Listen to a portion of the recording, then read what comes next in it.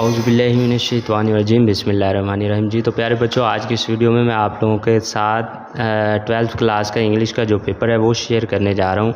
जैसे ही जितने पेपर बेटा जी आप लोगों के होंगे 12वीं क्लास के, वो मैं जैसे ही मेरे पास पेपर आता जाएगा मैं वीडियो बनाकर अपलोड कर दूँगा। और जिन बच्चों का सेकंड टाइम में पेपर है तो बेटा जी वो ये पेपर लाजमी चेक कर लिया करें, क्योंकि 50% जो क्वेश्चंस हैं यही रिपीट होते हैं, तो इसलिए ये वाले भी क्वेश्चन अच्छे से तैयार कर लें और बाकी जो दूसरे भी क्वेश्चंस हैं उनको भी अच्छे से तैयार कर लें। और अगर आप हमारे चैनल पर बेटा जी न्यू हैं तो चैनल को सब्सक्राइब करके साथ में लगी बेल आइकन को दबा लें, ताकि मैं जैसे ही मेरे पास पेपर आए आप लोगों का फ़र्स्ट टाइम का, तो मैं फ़ौरन उसकी वीडियो बनाकर अपलोड कर दूं और उसका नोटिफिकेशन आप लोगों को सबसे पहले मिल सके।